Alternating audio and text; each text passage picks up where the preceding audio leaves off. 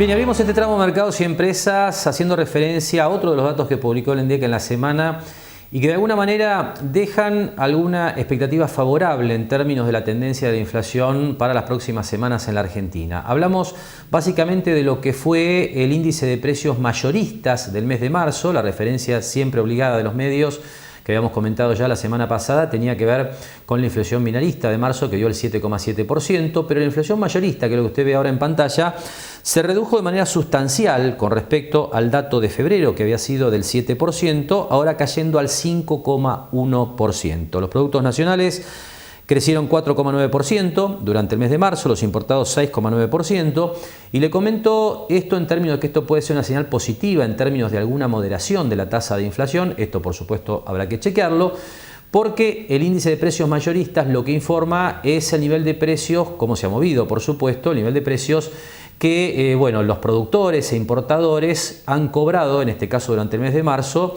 a el comercio para su venta a los consumidores finales. A ver, obviamente habrá que confirmar que esto genera una menor presión sobre el índice de precios minoristas, porque hay muchos elementos que juegan también, como por ejemplo las tarifas de servicios públicos, pero la idea de haber tenido una inflación mayorista menor durante el mes de marzo ayuda a tener alguna esperanza de que la inflación no siga espiralizándose en las próximas semanas. Volvemos a cambiar de tema, hacemos referencia ahora a lo que va a ser el próximo martes en el Hotel Hermitage de la ciudad de Mar del Plata, un evento muy interesante, muy importante. Tiene que ver con la tercera ronda internacional de negocios, organizada en esta oportunidad por la Fundación Punto de Encuentro Pensar Mar del Plata y la Facultad de Ciencias Económicas y Sociales de la Universidad Nacional de Mar del Plata. Sobre el tema compartimos a continuación la charla de Javier Novoa con Fernando Grania de la Facultad de Ciencias Económicas.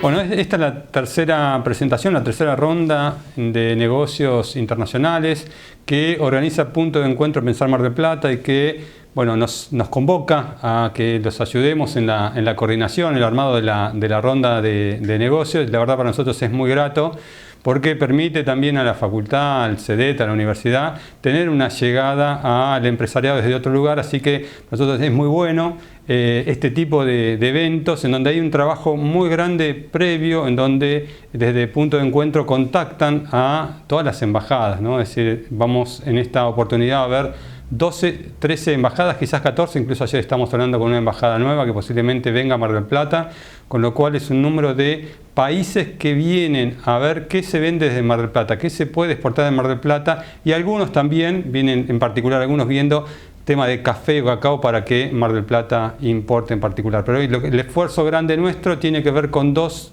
puntos. Uno es la guía en donde hay un trabajo muy grande también desde Punto de Encuentro para llegar a las empresas, para que la empresa abra la puerta, para que la empresa pase la información y se sume a la guía. Esto es casi un trabajo artesanal. Esta es la segunda edición de la guía y lo que tratamos es que sea algo, se quiere, dinámico, porque constantemente hay empresas nuevas que se quieren sumar y empresas que exportan un nuevo producto, entonces la idea es ir actualizándola y sumando nuevas empresas a esta guía exportable.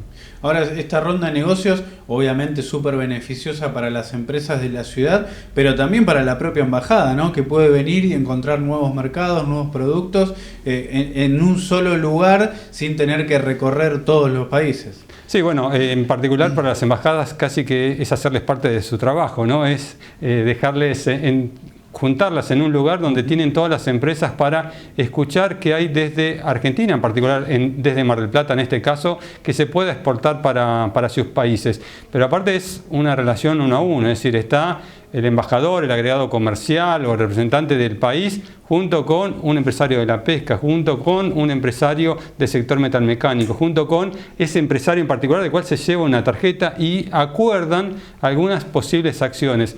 Y ahí la idea o el trabajo nuestro está en seguirlos. Es realmente un trabajo también, hablábamos de armar la ronda, armar la guía, y creo que hay un trabajo muy importante que nos lleva realmente mucho esfuerzo y muy costoso de cerrar después algunos de esos vínculos. Se estaba hablando con representantes de la Embajada de Haití para cerrar un convenio con la Universidad de Mar del Plata para que chicos de Haití vengan a formarse en medicina, cursar la carrera de medicina. Bueno, pero eso significa armar un convenio y todo eso significa papeles que van y que vienen. o archivos que van y que vienen, y tratar de cerrar esos acuerdos, con lo cual eso lo iniciamos, por ejemplo, en octubre del año pasado, y todavía estamos haciendo gestiones para que eso se produzca. Y en esa línea hay varias empresas que nos han manifestado que esa relación ha avanzado, y algunas de ellas hemos actuado intermediando para tratar de impulsar. Nosotros en este momento, desde la Facultad de Ciencias Económicas, estamos armando y articulando un espacio dentro de la facultad justamente para apoyar no solo, como estamos haciendo ahora, la ronda, sino el post-ronda, que nos parece que es algo realmente donde está quizás parte de la riqueza de estos eventos, porque bien decías, un embajador viene e identifica en la ciudad, bueno, todo ese potencial, tenemos esa articulación con las empresas, pero muchas veces después el embajador está en su día a día, el empresario en su día a día, y por ahí se enfría esos acuerdos de esa reunión. Lo que nosotros tratamos de hacer es que eso no se enfríe y se concreta. Así que estamos armando, de hecho vamos a sumar una persona a nuestro equipo para que articule o trabaje en ese espacio, y estamos presentando un proyecto al Ministerio de Economía de Nación justamente para financiar esa actividad. Así comentaba Fernando Graña entonces el trabajo que se ha venido haciendo de la Facultad de Ciencias Económicas con la intención, bueno, de organizar las reuniones, ¿no?, que van a tener en los próximos días, concretamente el día martes en el Hotel Hermitage, empresarios marplatenses con representantes comerciales de 12 embajadas de los 5 continentes. Realmente una oportunidad muy interesante desde el punto de vista de la generación de negocios para las empresas de nuestra ciudad. En el segundo tramo de la charla con Javier Novoa, Fernando Graña nos cuenta algunos detalles más de este encuentro realmente muy importante que ya llega entonces a su tercera edición.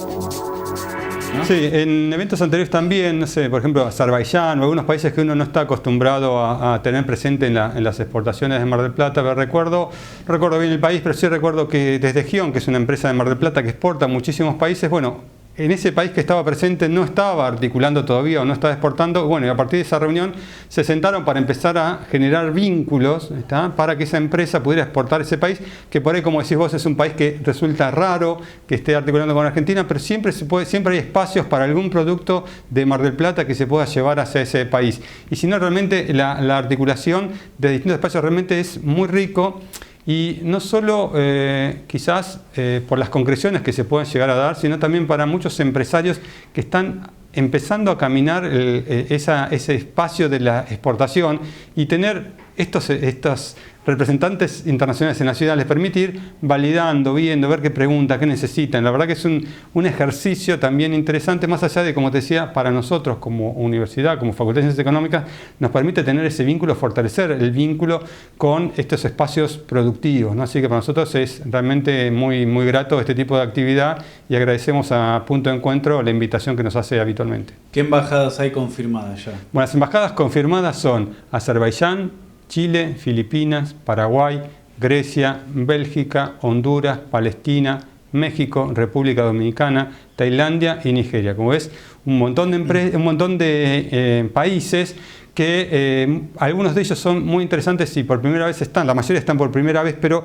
lo interesante es que son países limítrofes, como el caso de Paraguay y Chile, que no habían estado en otras oportunidades. Anteriormente había estado Uruguay, Brasil, ahora Paraguay y Chile. Realmente es muy interesante, sobre todo para el empresario argentino, para esa primera exportación, o si se quiere, en muchos de estos casos incluso tiene que ver con el idioma, ¿no? Es decir, muchas veces uno no tiene que después modificar mucho el packaging para poder exportar, la comunicación para poder exportar, entonces acerca más fácil la comunicación y la posibilidad de exportar. Como te decía, los países limítrofes es mucho más fácil en el tema de logística, claramente. Y fundamental esto que hacías alusión del post-encuentro, ¿no? Para aquellos empresarios que quizás recién estén ingresando a la exportación y demás, poder capacitarse y asesorarse de cómo se lleva a cabo todo el proceso. Sí, exacto. Bueno, nosotros ahí hacemos charlas habitualmente. Tratamos de trabajar con los distintos representantes de cámaras para llevar adelante acciones, como puede ser el clúster de alimentos o algún otro.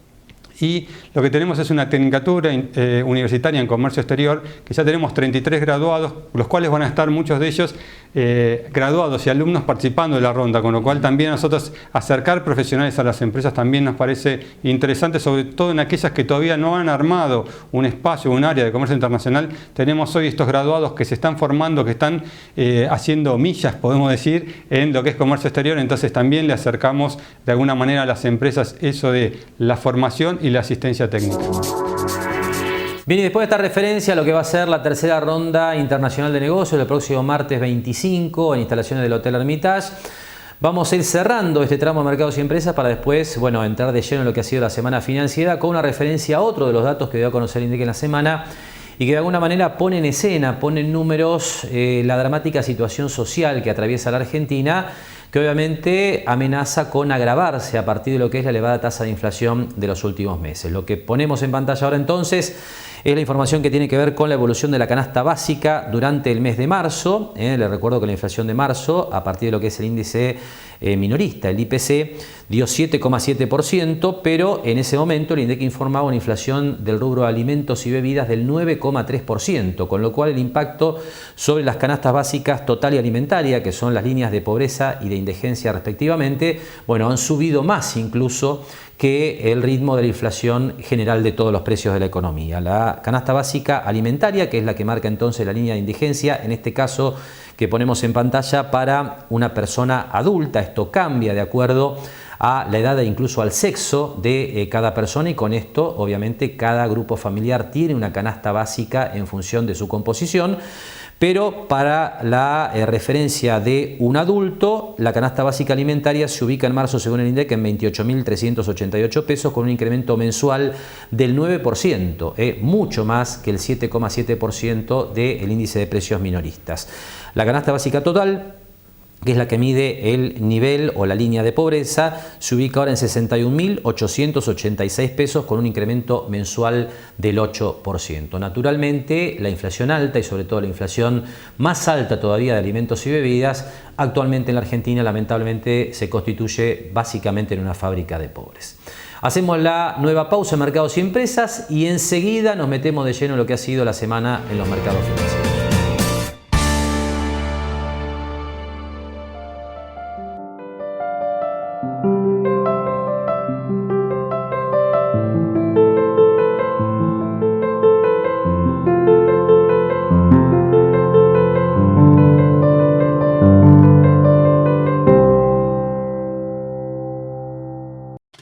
Lo esperamos en Mar del Plata Bursátil para asesorarlo en su mejor alternativa de inversión o financiación para su empresa o negocio. De lunes a viernes, de 10:30 a 17:30 horas en Corrientes 1723, teléfono 561-6000, www.mdpbursátil.com.ar.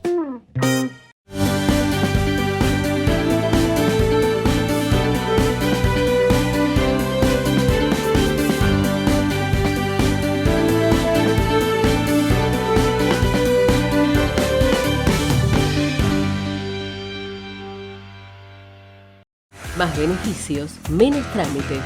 Simplificate. Tiempo para crear, emprender, fabricar y trabajar. Te la hacemos más simple para que puedas hacer lo que más te gusta.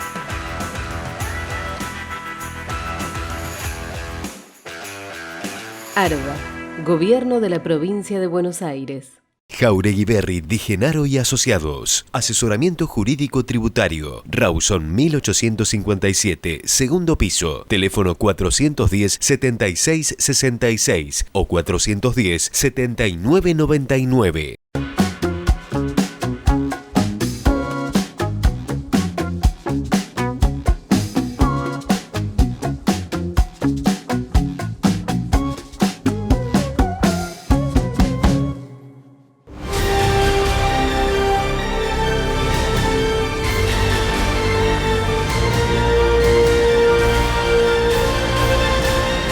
Gran astillero argentino es marplatense.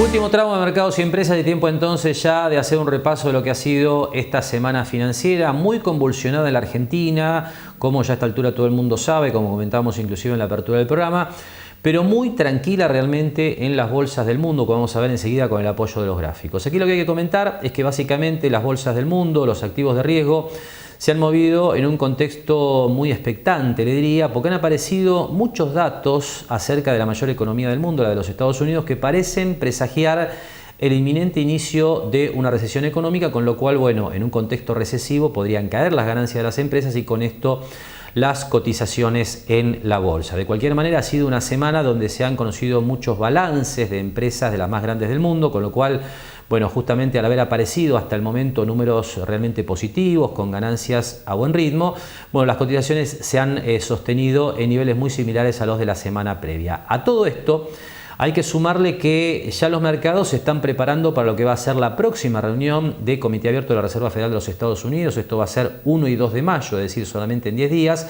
donde se va a decidir la próxima suba o no, esto es lo que están tratando de adelantar los mercados, de la tasa de interés con la intención de moderar las presiones inflacionarias. Hoy los mercados están posicionados pensando en que la Reserva Federal va a subir otro cuarto de punto la tasa de interés en esa reunión, es decir, la llevaría de un límite superior del 5% anual al 5,25%, pero no puede descartarse la posibilidad de que no haya cambios teniendo en cuenta, bueno, los problemas que ha habido en los sectores como los bancos, básicamente en las últimas semanas. Pero vamos a ver, como siempre, con el apoyo de los gráficos, cómo se movieron en esta semana las principales bolsas del mundo. Comenzamos como siempre por el índice Standard & Poor's 500 de la Bolsa de los Estados Unidos. Aquí, le recuerdo, se agrupan las 500 compañías de mayor capitalización bursátil, le diría prácticamente del mundo. Hay muy pocas excepciones en cuanto a la inclusión en este índice. Y realmente muy poco movimiento esta semana. Cuando nos acercamos bien al movimiento de los últimos meses, tenemos en principio, para lo que ha sido esta semana, una variación negativa de 0,10%, prácticamente sin cambios con respecto al cierre de la semana previa. Siempre el índice, esto es importante, al menos hasta el momento, manteniéndose por encima de la línea de tendencia bajista que viene desde los máximos históricos de enero del 2022 y también sobre esta línea horizontal que venimos marcando ya desde hace varias semanas, que fue techo del mercado desde el mes de septiembre. Mientras el índice se mantenga por encima de estos niveles, hay expectativas de algún avance adicional, pero realmente lo que se ha visto esta semana hace muy poco para tener clara la tendencia de las próximas semanas. Algo muy similar vimos en estos días en el índice Nasdaq, compuesto principalmente por acciones tecnológicas, también el Nasdaq por encima de esta línea de tendencia bajista que viene desde los máximos históricos que vimos en noviembre del año 2021. Aquí el Nasdaq, bueno, también consolidando en esta zona, como le comentábamos la semana pasada. Esta semana en particular termina con una baja de 0,42%, en el mismo rango en el que se había movido en las 3 semanas previas, con lo cual también poco para decir. A lo que uno podría agregar, como también fue el caso del índice Standard & Poor's 500 que recorrimos anteriormente, que los índices estos se encuentran por encima de la media de 40 semanas, con lo cual, bueno, evidentemente el panorama es de consolidación en un contexto de fondo algo más favorable que el que teníamos en el año 2022 y bueno, que ha cambiado, al menos parcialmente, desde la reversión que vimos desde los pisos del mes de octubre. En el caso de las bolsas europeas, que eran las más castigadas durante bueno, el conflicto o el arranque del conflicto en Ucrania, bueno, es donde se ve ahora la mayor recuperación. Esto lo venimos marcando ya en las últimas semanas. Una suba esta semana de 0,59% para el fondo BGK, que cotiza en dólares en los Estados Unidos, con lo cual, bueno, continúa la recuperación después de la fuerte caída de básicamente segundo semestre de 2021 y primer semestre del año 2022. Ya cuando llegamos a nuestra región, tenemos que volver a hablar de los idas y vueltas de las bolsas de América Latina, como siempre le comentamos, en un rango lateral desde hace muchísimo tiempo. Y esta semana, bueno, barren las bolsas de la región a partir de lo que es el comportamiento del fondo ILF que cotiza en los Estados Unidos. La semana pasada había subido 6,95%, esta semana cae casi 4%, con lo cual anula mucho de lo bueno que se había visto la semana previa. Simplemente para agregar un dato, la semana previa habíamos visto una subida, como decía recién, del 6,95%, superando la media de 40 semanas. Esta semana este fondo vuelve a colocarse por debajo de ese promedio de precios, con lo cual está claro que no hay una tendencia clara o definida. Y finalmente, cuando hablamos de la bolsa argentina, sumergida esta semana, después de los sostenidos avances de las semanas previas, sumergida la semana con, digamos, el panorama financiero complicado en lo local, ¿no? Hablamos ya desde la apertura del programa de la caída de los bonos, también del salto del dólar. Esto habla de un contexto complicado para las finanzas en la Argentina, que también se reflejó en el mercado de acciones. Esta semana el índice Merval en dólares, que es lo que tenemos ahora en pantalla, baja 6,89%. Bueno, anulando buena parte de lo que había ganado la semana previa, que había sido 10,54%, aunque lo que hay que decir es que, bueno, la bolsa argentina se viene moviendo desde esta zona de techos que vimos en enero de este año y esta zona de piso hasta el momento que vimos hacia mediados del mes de marzo. Mientras el movimiento del mercado argentino en dólares se contenga en esta zona, en este rango de precios, con mucha volatilidad, como es lo que hemos visto este año, y por encima de la media de 40 semanas que tiene pendiente ascendente, bueno, podemos decir que la bolsa se encuentra en tendencia alcista más allá de lo duro del panorama financiero y de la fuerte caída que hemos visto esta semana, porque a ver, hay que tener en cuenta que desde lo técnico la bolsa cae esta semana 6,89%, pero había subido 30% desde el mínimo del mes de marzo. Así que atención con la bolsa argentina, porque si bien el movimiento de esta semana no es bueno, si bien el panorama financiero no es el mejor, desde el punto de vista del dólar, los bonos y demás, bueno, habrá que ver si mantiene este rango de consolidación para sostener la tendencia alcista que hemos visto en los últimos meses. Y con este panorama en las principales bolsas que habitualmente repasamos como referencia, nos vamos ya yendo hacia el cierre del programa, como siempre repasando cómo han quedado las principales variables en nuestro circuito financiero, con el dólar como el dato clave, ¿no es cierto? Esto que compartíamos en la apertura del programa, y usted tiene nuevamente los números, el salto del Blue 10,50%, el MEP 10%, el contado con liquidación 11%, estirando la brecha, complicando aún más las expectativas. Le decía, la brecha cambiaria se va ahora al 95%, donde naturalmente se agudiza la cacería, como se dice habitualmente, por la Reserva del Banco Central, que es el único que vende dólares a 225 pesos. Usted dirá, pero bueno, ¿quién puede comprar esos dólares? Bueno, la realidad es que ese es el dólar al que acceden los importadores de manera restringida, pero acceden a ese dólar. Básicamente ese es uno de los principales problemas desde el punto de vista del abastecimiento de insumos para nuestra economía. Obviamente a la mayoría de los exportadores le cuesta vender, incluso a pesar de lo que ha sido en la última semana la puesta en marcha del dólar agro, que ha tenido muy escaso impacto. Esto lo va a ver usted enseguida en lo que tiene que ver con el stock de reservas internacionales. Pero además el tema de la brecha cambiaria del 95% vuelve a plantearle a aquel que, por ejemplo, viajaba al exterior y pensaba pagar con dólares de, ahorros propios, la posibilidad de pagar con tarjeta de crédito. Hoy el dólar tarjeta fuera del país, lo que se ha llamado el dólar Qatar, está, por supuesto, como siempre, al doble del dólar oficial, esto es a 450 pesos. Como les decía, se acerca mucho ya a la cotización a la que uno puede acceder en el canal informal, en el Blue o en la bolsa a través del dólar MEP, con lo cual si uno considera que al dólar oficial más las retenciones impositivas uno le puede recuperar, por lo menos muchos contribuyentes pueden recuperar la parte que tiene que ver con adelanto a cuenta de impuestos nacionales como ganancia de bienes personales, aparece otro problema, como le decía recién, que tiene que ver con que muchos que pensaban pagar con dólar billete pueden empezar a pensar a pagar nuevamente con tarjeta de crédito. Todo un desafío realmente el panorama cambiario después del salto de la última semana. Con esto nos vamos a el mercado de bonos, datos que también adelantábamos en la apertura, que muestran, lo grave de la situación en la semana. Aquí le recuerdo, el gobierno vende bonos con la intención de moderar la suba del dólar y con esto destruye las cotizaciones. Ahí tiene la caída más importante en el Bonar 2030, 17% en una semana, son números realmente escalofriantes. Como también escalofriantes son los niveles de cotización. Aquí, como siempre le decimos, pero vale la pena recordarlo, estamos hablando de que un Bonar 2030, un Bonar 2035 valen en el mercado por cada 100 dólares de capital. Recuerde que un bono es un préstamo y como tal tiene un capital a devolver más los intereses, pero cada pedacito del bono que usted ve en pantalla cotizando a 21 dólares con 38, por ejemplo en el caso del Bonar 2030, representa 100 dólares de capital, con lo cual hoy uno está pagando 21 dólares con 38, 21 dólares con 40 en el caso del 2035, por una deuda del Estado de 100 dólares. Realmente precios de remate para la deuda pública a partir de lo que ha sido el accionar del gobierno, por supuesto sumada esta cuestión a la desconfianza que existe con respecto al repago de estos bonos en tiempo y forma. Y por último, la variable clave, como siempre decimos, el stock de reservas internacionales del Banco Central. El dato, le diría, probablemente más preocupante de estos días, porque comenzó la plena vigencia del dólar agro con algunas complicaciones, como siempre desde el punto de vista operativo.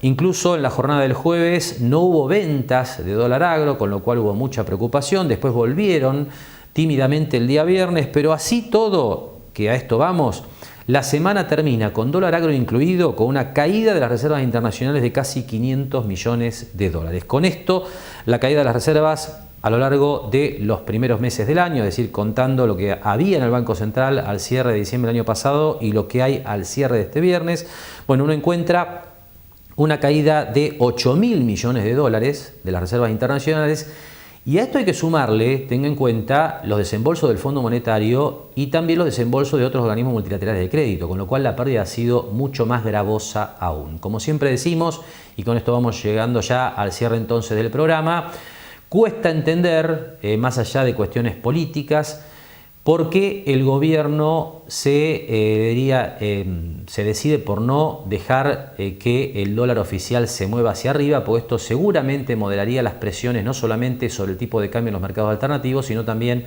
sobre el stock de reservas internacionales. Mientras esto no cambie, está claro, el panorama es este: caída sostenida de las reservas y presión sobre el dólar en los mercados alternativos. Con este comentario estamos cerrando esta nueva emisión de Mercados y Empresa. Le agradecemos habernos acompañado una semana más con esta hora de economía y finanzas desde la pantalla de Cablevisión Mar del Plata. Nos despedimos como siempre hasta el próximo sábado a la hora 18. Gracias y muy buen fin de semana.